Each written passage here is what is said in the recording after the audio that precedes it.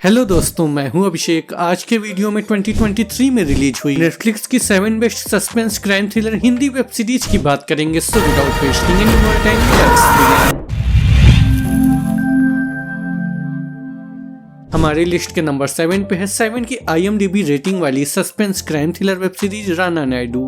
हमारे यहाँ तो कहते हैं कि अगर राणा जुड़ा है तो स्कैंडल बढ़ा है। राणा नायडू नाम हर दूसरे बॉलीवुड स्कैंडल में आता है।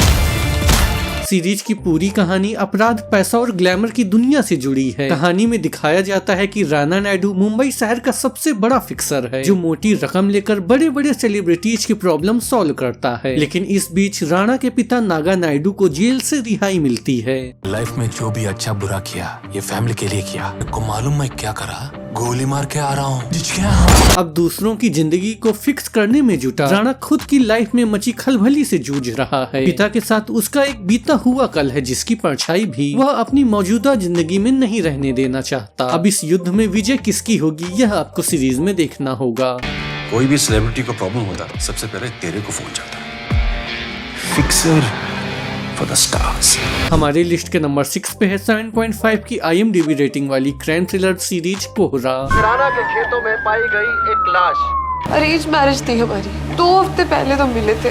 सीरीज की कहानी पंजाब के एक छोटे से गांव की है, जहां एक सुबह पॉल नाम के आदमी की लाश मिलने पर अफरा तफरी मच जाती है। पुलिस इस केस की जांच करने पहुंचती है और पता चलता है कि पॉल एक NRI है, जो अपनी शादी के एक दिन पहले ही वहां पहुंचता है। रूटीन से काम नहीं चलेगा। ब्रिटिश नेशनल्स हैं, एक मर गया है, दूसरा गायब है। कि जगराना पुलिस के पास अब तक उसकी कोई इन्फॉर्मेशन नहीं है। इस मर्डर मिस्ट्री को सुलझाने के साथ साथ किलर को ढूंढने की जिम्मेदारी बलबीर सिंह और गरुणी नाम के 2 जाबाज पुलिस अफसरों को सौंपी जाती है। अब ये ऑफिसर केस को सुलझाने में कामयाब होंगे या नहीं, यह देखना काफी इंटरेस्टिंग होगा। मतलब ये सब कुछ करने वाला कोई एक भी हो सकता है, जहाँ कोई अटैड इंसान।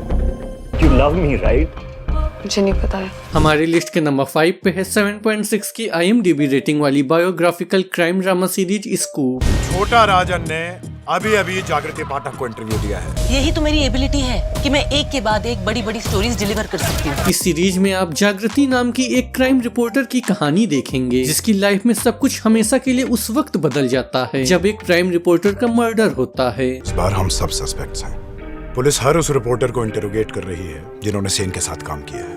जागृति एक बड़ी स्टोरी की तलाश में इस क्राइम को इन्वेस्टिगेट करना शुरू कर देती है, लेकिन पुलिस जागृति को ही उस मर्डर का कसूरवार समझकर पकड़ लेती है। अब जागृति खुद को बेगुनाह साबित कर पाएगी या नहीं, ये जानने के लिए आपको सीरीज देखनी होगी। छोटा राजन बोल रहा हूँ। वो लेडी है ना जागृति पाठक, उसी ने भड़काया था मुझे, तो मैंने सेन को ठोक दिया।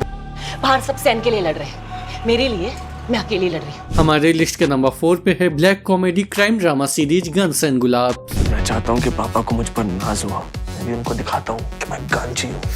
हिलने की कोशिश की तो तेरे अंडों का आमलेट बना दूंगा। सीरीज की कहानी 1990 के गुलाबगंज नाम के एक काल्पनिक शहर पे बेस्ड है, जहां एक नामचीन गैंग गन्स एंड गुलाब्स एक्टिव रहती है। इस गिरोह के सरगना के बिना शहर में कोई भी गलत काम नहीं होता। ये कोई छोटी मोटी डील नहीं है जो ऐसे ही बैठे बैठे आराम से हो जाएगी। डील का 5% आपका होगा। शहर में ड्रग डीलिंग हो या मर्डर, हर काम में इस नामचीन गैंग का बड़ा हाथ होता है। लेकिन कहानी तब पलट जाती है जब इसी गैंग का एक बदमाश ईमानदार पुलिस ऑफिसर से मिल जाता है। सीरीज की स्टोरी काफी इंगेजिंग है, जो आपको लास्ट तक बांधे रखेगी। कहते हैं हर इंसान के अंदर एक शैतान होता है, और कसम पैदा करने वाले की उस शैतान को अंदर ही रहना चाहिए। हमारे लिस्ट के नंबर 3 पे है 7.7 की IMDb रेटिंग वाली crime drama series trial by fire. हमारे बच्चे अंदर फंसे रहे, अब तो अथॉरिटीज को एक्शन लेना ही पड़ेगा। ये लोग सब बच के निकल जाएंगे, कोई नहीं सुनना चाहता। उपहार सिनेमा अग्निकांड भारतीय इतिहास की एक ऐसी त्रासदी है, जिसका दर्द आज भी 162 लोगों के परिवार वाले झेल रहे हैं। ट्रायल बाय फायर सीरीज की कहानी नीलम और शेखर कृष्णमूर्ति के साथ साथ आगे बढ़ती है। उपहार सिनेमा फायर में दोषियों की कमी नहीं है, लेकिन उनमें मेरे मुवक्किल बिल्कुल नहीं है। नीलम और शेखर के बच्चे उन्नति और उज्जवल उन 59 पीड़ितों में हैं जो दुखद उपहार अग्निकांड में मारे गए थे। यह सीरीज दर्द और शोक में डूबे एक माता पिता की न्याय की लड़ाई है, जो थिएटर के क्रूर कर्मचारियों और प्रशासन के क्रूर प्रबंधन का शिकार हुई। हम हमारी बच्चों की खुशी के लिए सब कुछ करते हैं, तो वो जिंदा होते हैं तब हमारे बच्चे जिंदा नहीं है, इसलिए हमें यहाँ आना पड़ रहा है, इंसाफ के लिए लड़ना पड़ रहा है। हमारे लिस्ट के नंबर 2 पे है 8 की IMDb रेटिंग वाली सर्वाइवल थ्रिलर ड्रामा सीरीज काला पानी। कुछ दिन पहले साउथ अंडमान के 3 अलग अलग हॉस्पिटल्स में 11 पेशेंट्स एडमिट हुए। हमारा बच्चा लोग अकेला छोड़ गया, जिंदा भी हो गया। कहानी अंडमान निकोबार के द्वीपों पर फैली एक रहस्यमयी और घातक महामारी के इर्द गिर्द घूमती है। इस महामारी में लोगों को गर्दन पर रैशेस के साथ खांसी होती है और फिर अचानक उनकी मौत हो जाती है। यहाँ से बाहर निकलना चाहता हूँ और उसके लिए मुझे जो करना पड़े वो मैं करूँगा। उस काला पानी की असली दीवार तो बाहर है। अब क्या डॉक्टर लाखों लोगों की जान बचाने की जिम्मेदारी का भार उठा पाएंगे? क्या पोर्ट ब्लेयर के लोग इस खतरनाक बीमारी से बच पाएंगे? सरकार इस बीमारी को रोकने के लिए क्या कदम उठाएगी? इन सभी सवालों के जवाब आपको सीरीज में ढूंढने होंगे।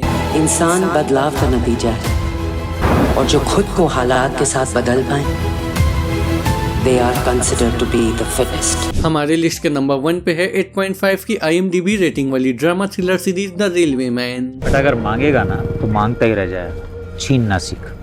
हमारे काम में ध्यान बट नहीं सकता क्योंकि दोबारा ध्यान से देखने का मौका नहीं मिलता। 2 दिसंबर 1984 भोपाल में एक ऐसी घटना हुई जिसने पूरे देश को रोने पर मजबूर कर दिया था। इस रोंगटे खड़े कर देने वाली घटना में हजारों लोग मारे गए और जितने बचे उन्हें अनेक बीमारियों से जूझना पड़ा। आज भी उस घटना को याद करते ही 39 साल पुराना वह जख्म ताजा हो जाता है। किसी को एक झटके में मार सकती, किसी को कुछ घंटों में सर सांस ली और काम तमाम।